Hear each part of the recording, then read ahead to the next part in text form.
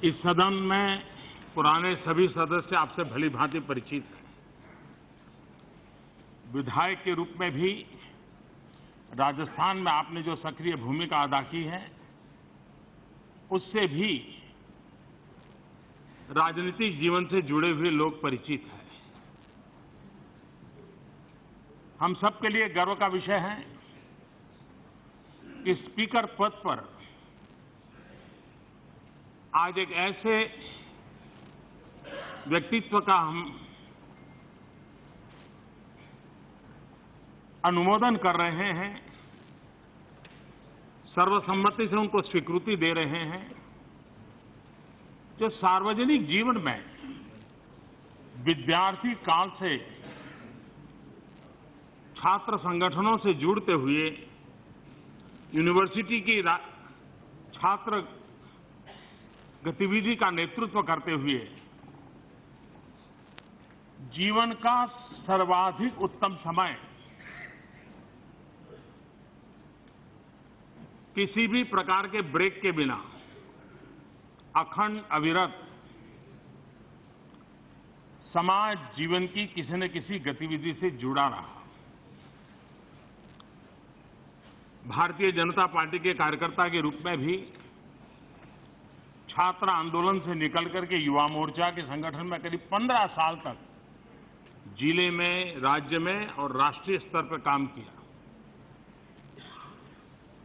मुझे सालों तक संगठन का कार्य करने का अवसर मिला। उसके कारण मेरे एक साथी के रूप में भी हम दोनों को साथ में काम करने का अवसर मिला। और कोटा वो धरती है जो एक प्रकार से आजकल शिक्षा का काशी बन गया है।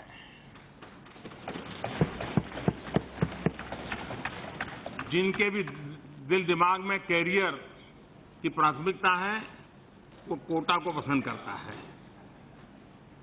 कोटा में रहेगा, कोटा में पढ़ेगा और कोटा से अपनी जिंदगी बनाता है। राजस्थान के कोने सा छोटा सा शहर आज एक प्रकार से लघु भारत बन गया है। और कोटा का ये परिवर्तन जिस नेतृत्व के सामने हुआ है, जिसके योगदान से हुआ है, जिसके इनिशिएटिव से हुआ है, वो नाम है श्रीमान ओम बिरला जी।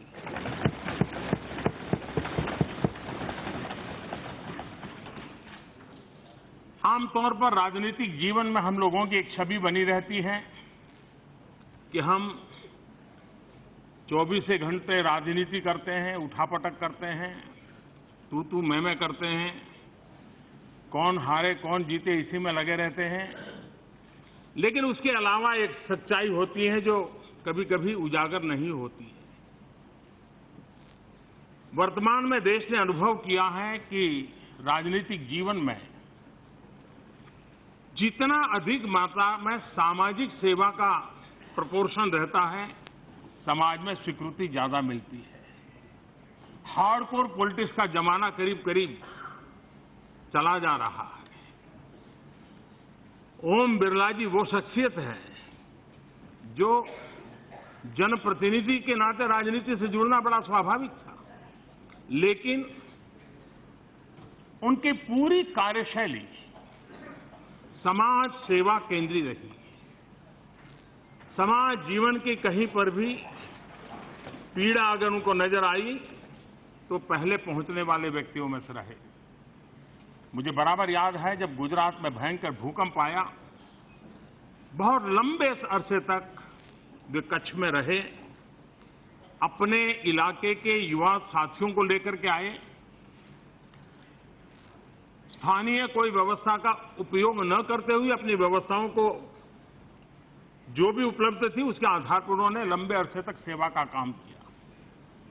जब केदारनाथ का हादसा हुआ तो वे फिर उत्तराखंड में नजर आए, वहां भी अपनी टोली लेकर के समाज सेवा के काम में लग गए।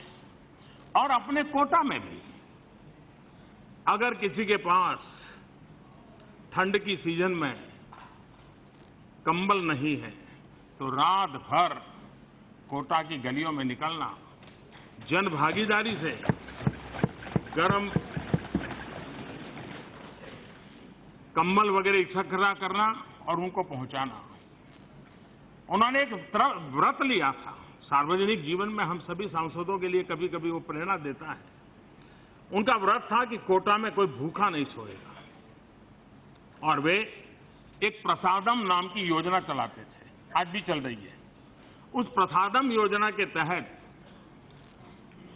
जन भागीदारी से भूखे लोगों को ढूंढ ढूंढ करके उनको खाना खिलाना, ये उनका रेगुलर काम बन गया। उसी प्रकार से गरीब हैं, दुखी हैं, अगर कपड़े नहीं है पूरे, तो उन्होंने परिधान योजना बनाई।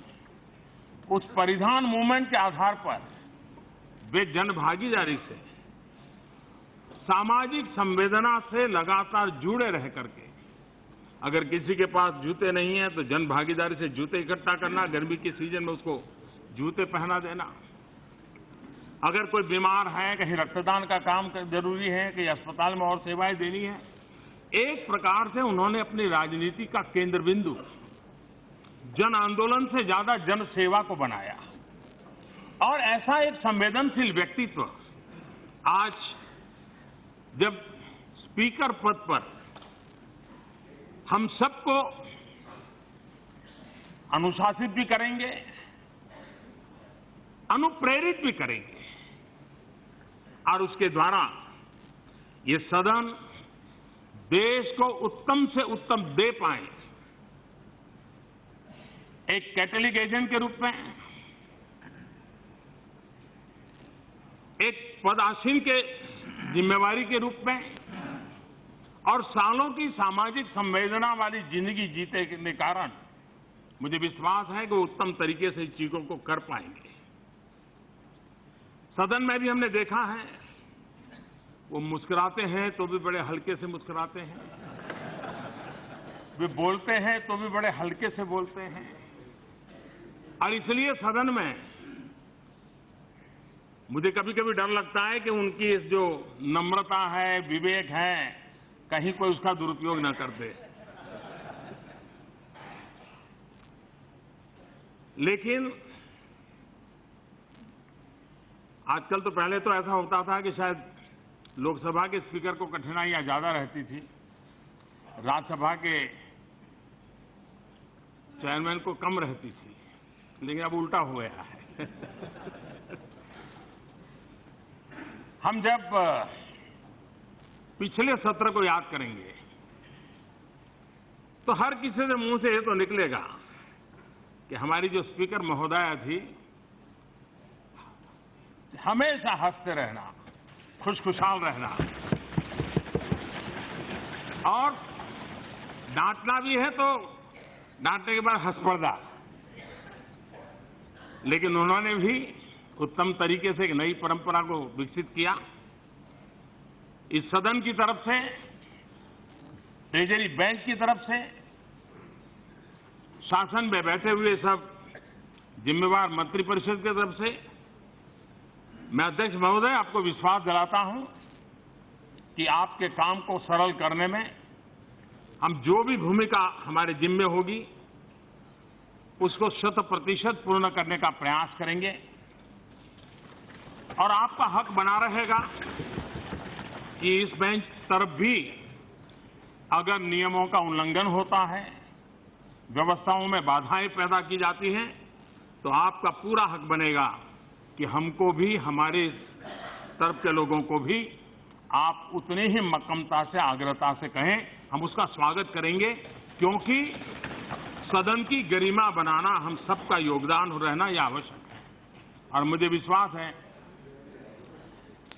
पहले तो 3-4 साल तो अच्छे जाते थे, चुनाव के वर्ष में थोड़ी गड़बड़ होती थी, लेकिन अब तक हर 3-4 महीने के बाद कोई एक चुनाव दिखता है तो लगता है कि यहीं से कुछ मैसेज देंगे। तो ऐसी स्थिति में आपको भी तनाव जरा ज्यादा रहने वाला है, लेकिन फिर भी अच्छी चर्चा हो, उत्तम चर्चा हो, सब विषयों पर चर्चा हो, मिलजुल कर के निर्णय हो, उसमें आपको पूरी तरह ये सदन भी योगदान करेगा, ऐसी एक आशा के साथ मेरी तरफ से, सदन की तरफ से, ट्रेजरी बेंच की तरफ से आपको बहुत बहुत शुभकामनाएं देता हूं। धन्यवाद।